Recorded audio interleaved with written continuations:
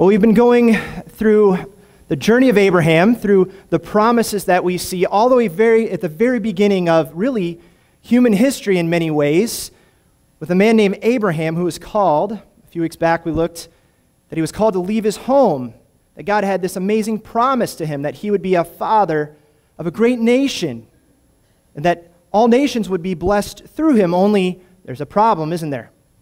Abraham and his wife don't have any children. In fact, today, that's exactly what he discusses with God. He's gone pretty far, and in many ways, he's trying to think about his situations and starting to wonder, how is it, God, are you going to provide in these circumstances? And in a lot of ways, he's standing there, and he's thinking to himself, it's not that he's doubting God or challenging God, but he's just thinking the future seems far away. In fact, if you've ever been on a long journey, it kind of feels like you've gone about halfway through, and you look back and you realize you've gone pretty far, and there's still a long way to go. Today, recognizing our seniors, our graduates, it could probably feel that way if you think back through different times throughout school. You think to yourself, graduation seems far away. So for our graduates today, that's a great reminder of how far you can go if you continue forward and trust and keep doing the work needed. In fact, carry that with you to the next part of the journey, because if you go into college or even to work, it can seem like family or other decisions can be far away as well. So the idea today, we're going to be looking at how God addresses Abraham's fears and concerns to help us think about as we go through our journeys of life, how is it that we deal with those doubts and concerns and struggles that we have as well. I was trying to think of an example from my own life where I felt like I was in a life-threatening situation. One of the first things that came to mind was going on like a ropes course, and you get halfway up and you look down and you think, wow, I've gone pretty far, and you look up, you're pretty far away. But it took me a while to kind of think through any life-threatening situations that I've been in, and the only one I could think of that was probably one of the most dangerous, must be that I'm not really taking many risks, but it was on my honeymoon.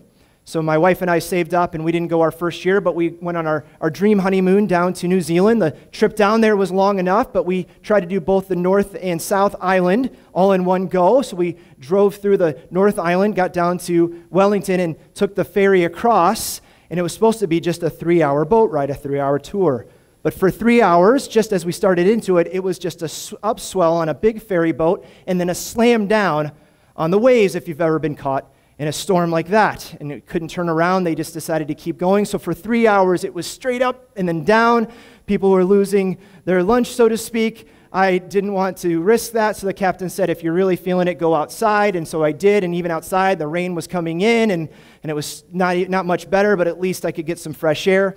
But then something else happened right about that moment. Some of the crew members came out. One guy was even just kind of hobbling through and was eating an apple, if you can believe it. Some of these sailors who are just used to being on the water.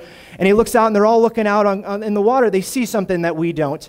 And it wasn't until later we got back to shore, and here's what we found out. I don't know if my clicker is going to work here. Here we go. On the news that night, the North Ferry going to the North Island as we were going south, this is what happened on their ferry. So he must have seen it and got the radio as it happened that one of the big trucks that was supposed to be strapped in fell off the side of the ferry due to the same storm. So thankfully, we were all okay and made it to shore, but they stopped ferries going that day. So it was just a reminder about how in the midst of these situations, especially out at sea, you're going forward. The only thing you can do is just to keep going the best as possible. But that's kind of where we see Abraham today. We're about midway through almost here, and he has a moment where he starts to wonder. He's starting to think he hasn't seen a land in his name yet necessarily, and he hasn't had a child of his own. But isn't it amazing that God interacts with him, engages with him, and as we're about to see here to start with, God is the one that initiates this conversation. God is the one that precisely sees that Abraham is in the midst of this, wide-eyed, wondering how this was all going to go about in his life. So let's start into Genesis chapter 5. We'll just look at the first verse 6 to begin with. Chapter 15 starts in and says, after this, the word of the Lord came to Abram in a vision. Do not be afraid, Abram. I am your shield, your very great reward. But Abram said, O sovereign Lord, what can you give me since I remain childless? And the one who will inherit my estate is Eliezer of Damascus. And Abram said, you have given me no children, so a servant in my household will be my heir. Then the word of the Lord came to him. This man will not be your heir, but a son coming from your own body will be your heir. He took him outside and said, "Look up at the heavens and count the stars, if indeed you can count them." Then he said to him, "So shall your offspring be." Abram believed the Lord, and he credited it to him as righteousness.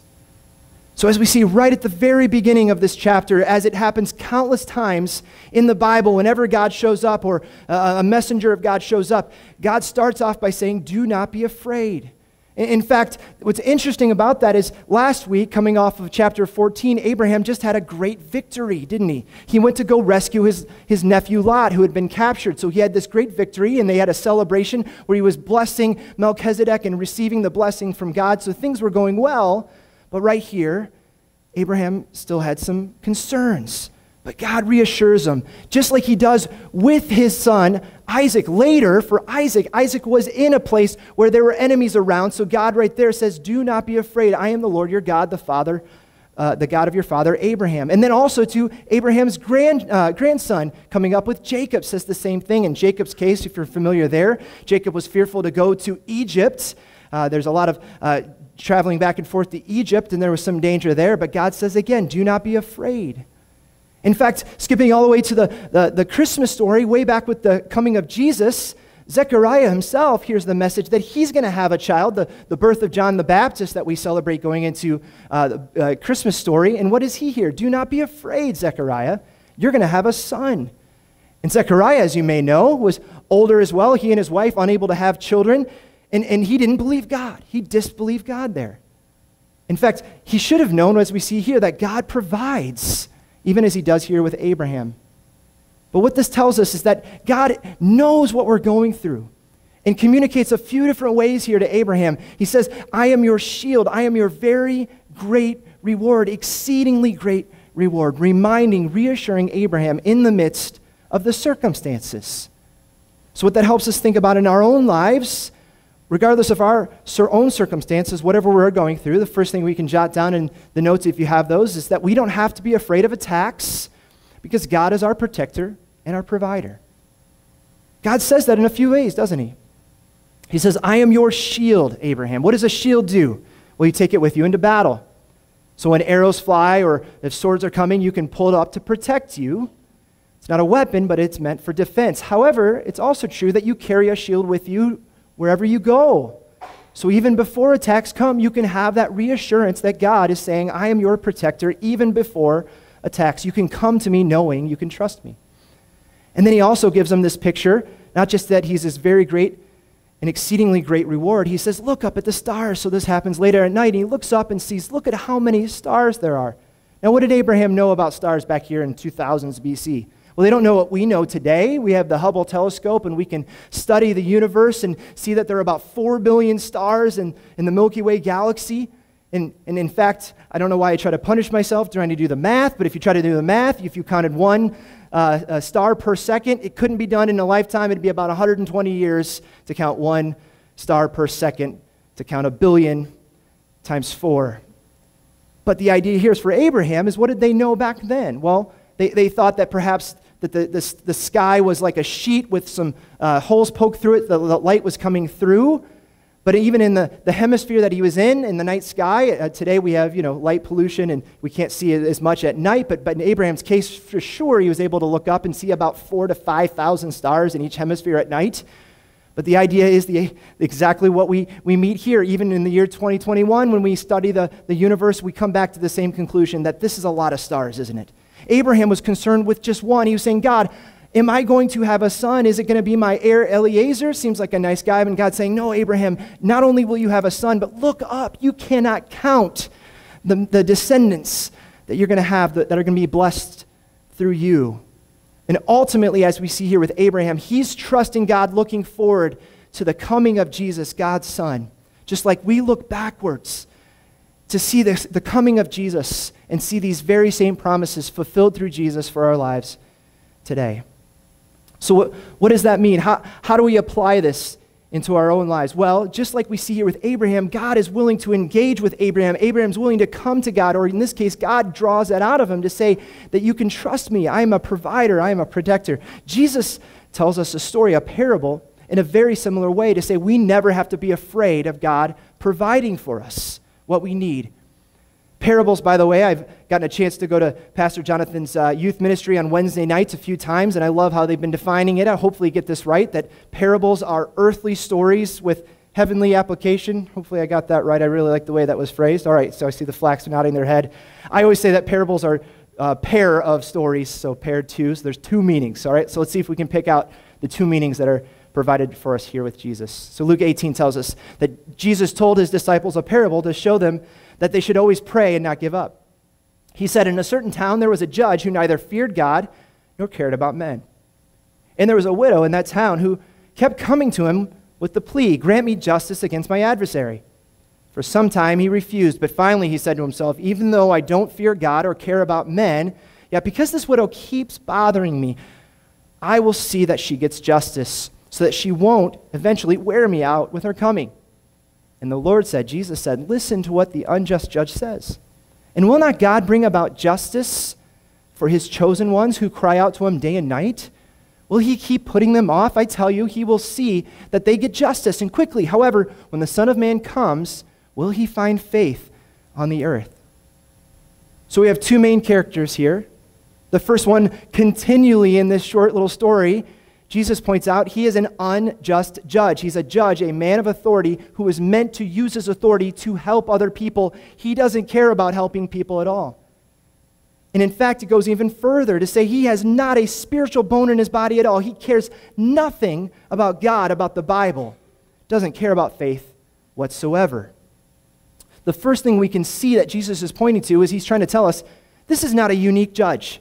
This happens continually throughout history. You don't have to look back very far to see that this is something that's pretty common, that there are people who use their position, sadly, not the way it's meant to be used, and in this case, to help the person that's in need.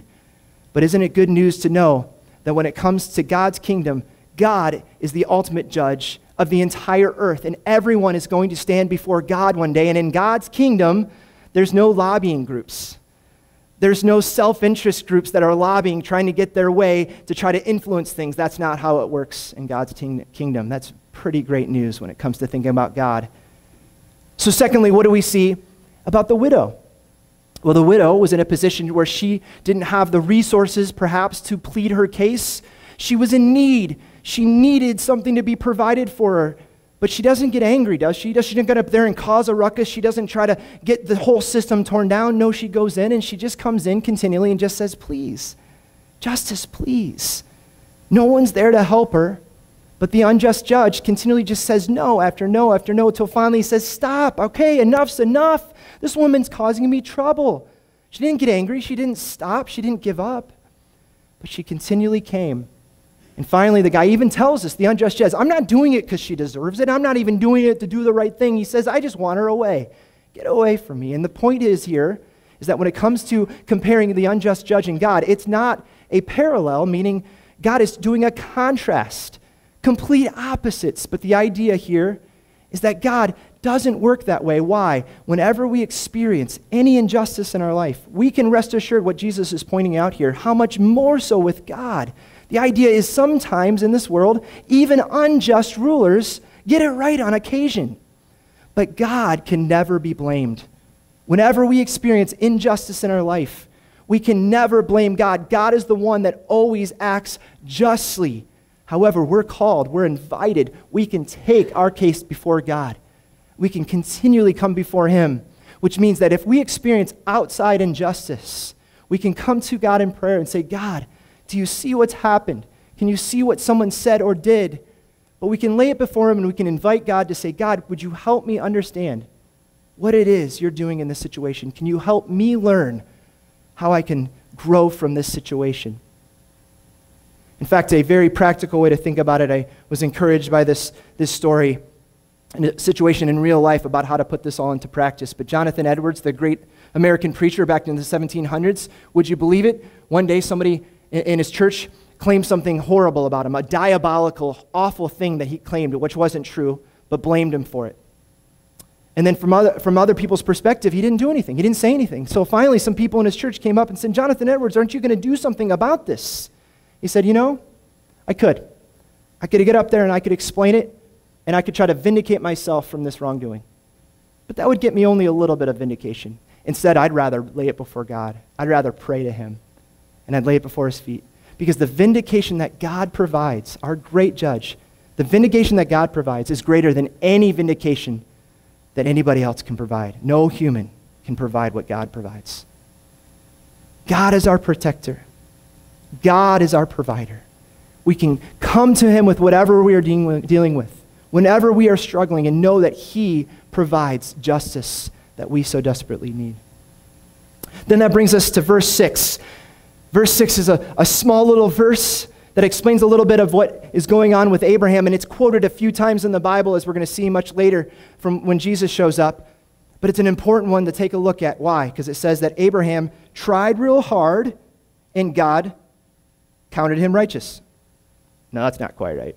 Let me try again. It says that Abraham begged and begged and begged, and finally God said, okay, I guess I'll believe you, and I'll count you as righteous. No, it's even greater than that. It says Abram believed the Lord, and he credited it to him as righteousness.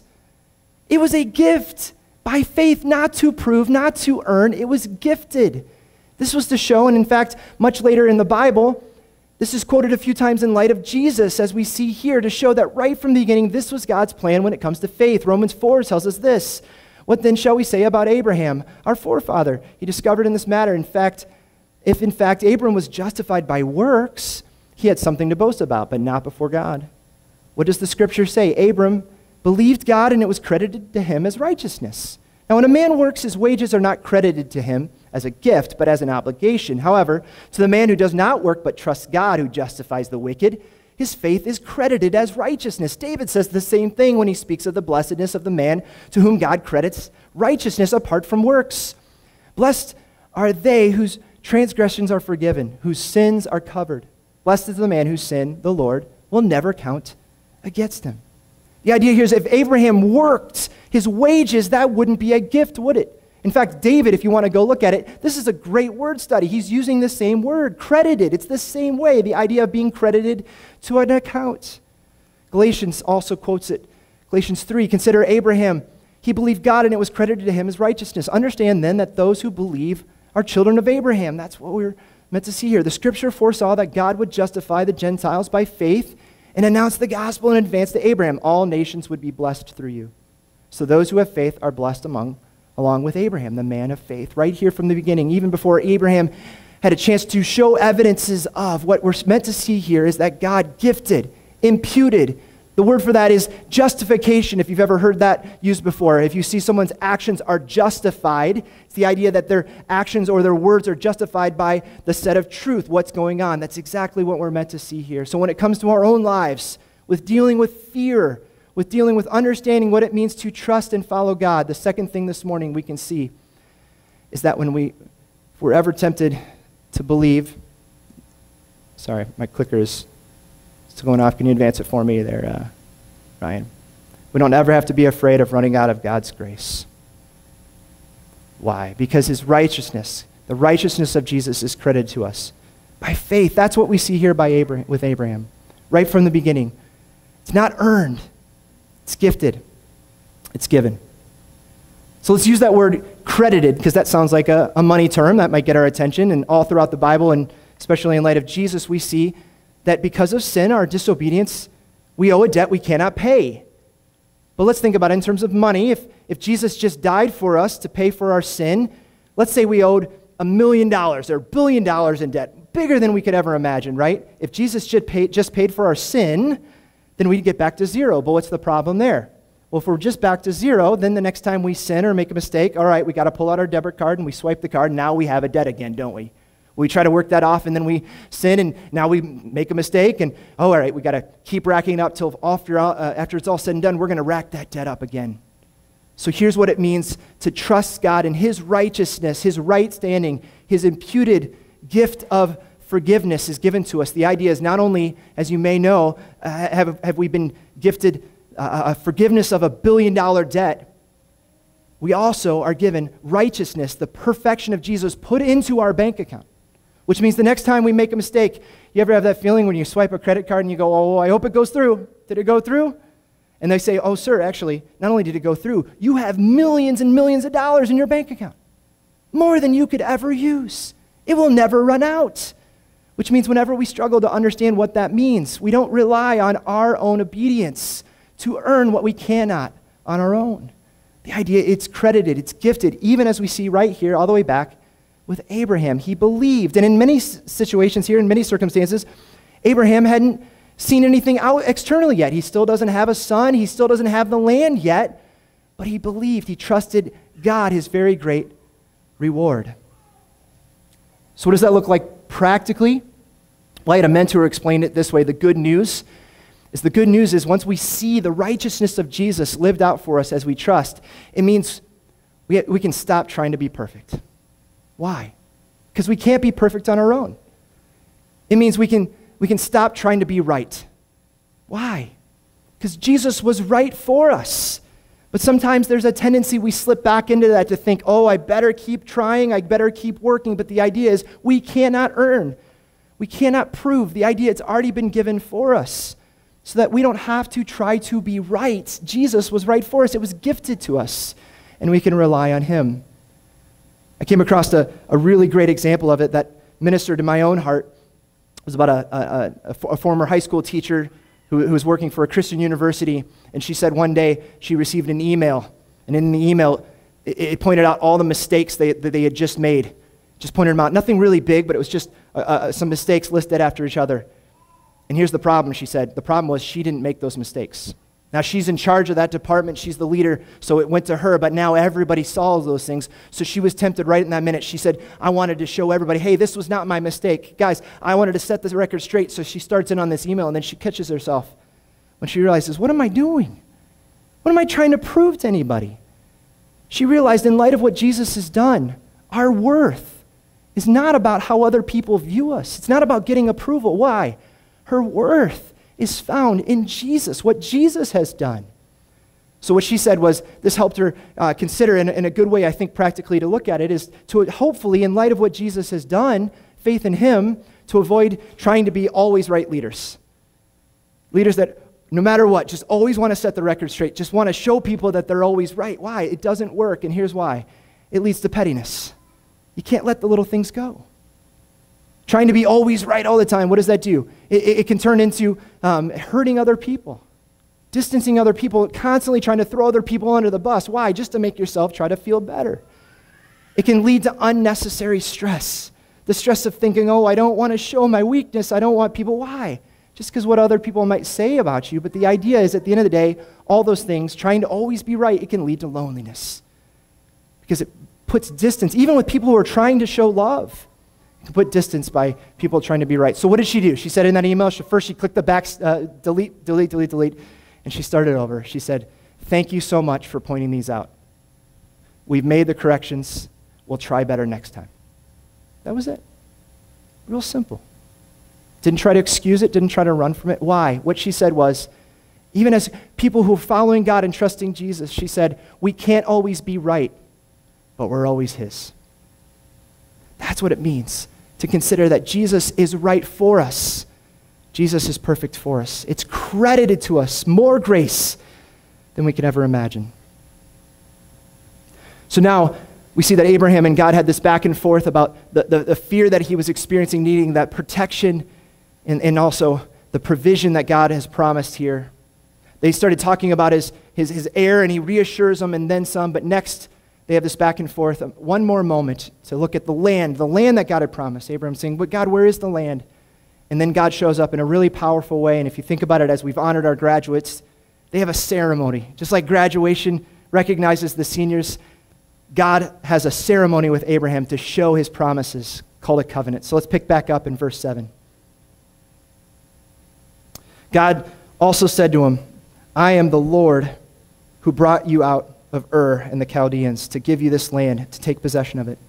But Abraham said, O sovereign Lord, how can I know that I will gain possession of it?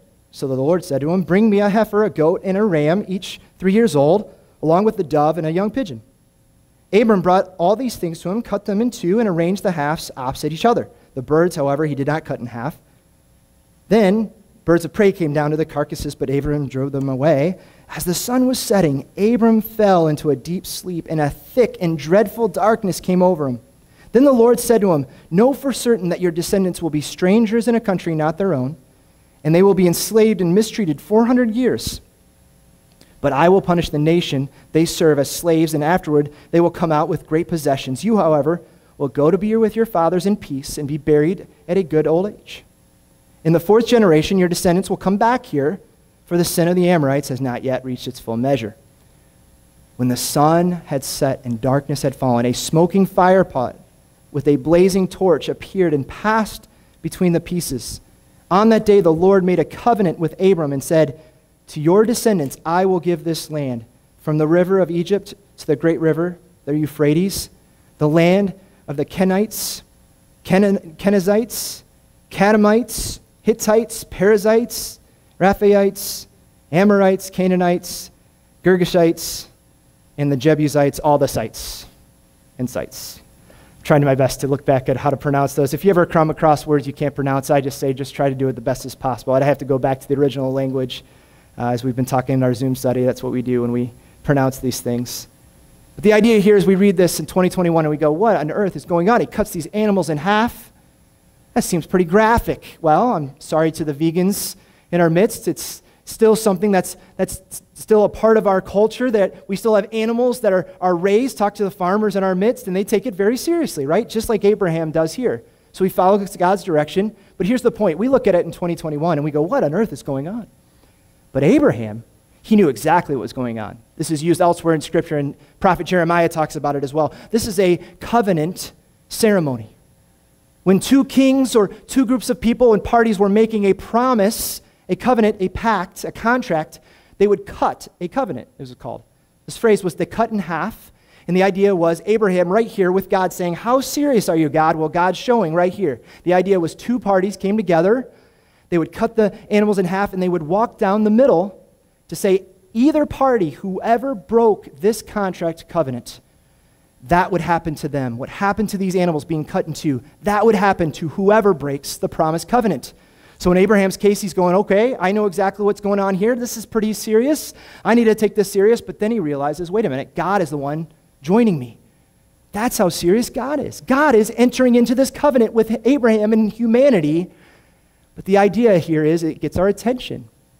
Now, we might know this from signing contracts with bank loans or things, the idea of that you get to that point of the penalties and you realize, okay, that's trying to get our attention.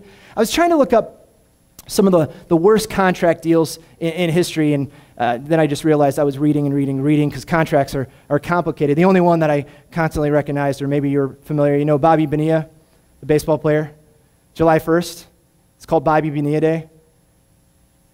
Here's what happened. So when he I'm seeing this is falling flat here, so baseball season. Not a lot of baseball players. Anyway, early 2000s, Bobby Bonilla, he retired from baseball, but this is known as one of the worst deals, but in his case, a great deal. So he retired from baseball, but his contract says he gets $1 million every July 1st for not even playing baseball up till 2035. And in his contract, it even says an 8% interest rate on it. So the people who made that deal didn't realize that he was going to get out of this deal, but he still has to get paid. So every year he gets $1 million, and the people say, well, there's nothing we can do about it on their end. So again, just to kind of get our attention that this still happens, some bad ends of deals. But Abraham's gearing up for it. If we're looking at him, he's looking at this going, okay, it's serious. I don't want to break this promised covenant. But God is going in on it, and God is the God of all universe, and he can't back out on this, and he's going in on this covenant with me. But here's the point. Where two people, Abraham and God, were supposed to go down the middle of those animals. Abraham doesn't go, does he? God says, nope, Abraham, you're not going. God and God alone is the only one who goes down this covenant, saying that Abraham does not have to suffer the consequences. And in turn, us as well, we do not have to suffer the consequences of a broken promise and a covenant with God because of sin. God and God alone says he would rather be torn apart, going down in the visualization there with the smoke and the fire, which, by the way, is pointing forward to the Exodus, if you're familiar, where the pillar of smoke and the pillar of fire leads the people to show that that's God's presence. That's what he was already foreshadowing. In fact, the animals being cut apart was foreshadowing the coming of the sacrifices of animals that now we don't have to do. Why? Because Jesus ultimately took on humanity. The Son of God was torn apart, tasted death for us. So the final thing we can think about this morning when it comes to trusting God, when it comes to fear, we never have to be afraid of being punished by God. Why? because Jesus took that punishment for us. Jesus himself on the cross, whenever we are tempted to wonder and struggle with what it means to trust God, is God a good God? Is God a faithful God? Right here, even from the beginning, he was showing the coming of Jesus. Abraham trusted the promises, and ultimately we now know and see that Jesus paid for our sin in full. So we don't have to be afraid. We don't have to fear the consequences of punishment. Why? Whenever we look to the cross, whenever we remember, whenever we take time to celebrate that it's not in our actions and disobedience or even obedience, we don't have to live in fear. Now to go back and resolve that a little bit, but wait a minute, if you get rid of the fear of trusting and following God, doesn't that demotivate anybody from following and doing good things? If we don't earn from God, if you take away the fear of punishment, then why do anything good? Well, here's the point. You miss it entirely. If fear was the only motivation, fear is still about the rules, isn't it? Fear is the other end. Some people try to look at the rules and say, God, just give me the rules, and I try, but the point is we can't. We can't earn it by doing the rules. But then that's where fear comes in. Fear then means if we don't do the rules, are we going to get punished? But God gets rid of fear. Why? Fear is not a good motivation. It still focuses on the rules and not on the grace of Jesus. The idea is that once fear is taken care of, once we can get that out of there and get rid of the consequences, what that means is now, instead of looking at I live my life to earn and prove, it now becomes we remember what Jesus has done for us. That is a better motivation to live. The holiness that God requires in our life or calls us to is not out of fear. To get holiness now becomes, God, here I am, use me. Faith now becomes about evidence of what God has done in our life. That's what Abraham was seeing here. His faith was credited to him as righteousness. God promised to be his protector and his provider, never getting it perfectly, as we're going to continue to see in the life of Abraham. But ultimately, in light of Jesus, we know we can trust and not be afraid of our sin and punishment. Let's pray together this morning as we come to a close. Dear Heavenly Father, as we bow our hearts and bow before you this morning, God, we just stand in awe of you and recognize your amazing plan, how even thousands of years ago, you were communicating who you are, your faithfulness, that you never dish out anything unjustly. And yet we recognize because of our sin, we deserved punishment. And yet Jesus came into this world to die in our place. And God, if there's any who have not responded to the grace that only you provide, would you help them to have belief in their heart and then to confess that Jesus is Lord, as it says in Romans 10, to recognize that Jesus is the only way by which we are saved.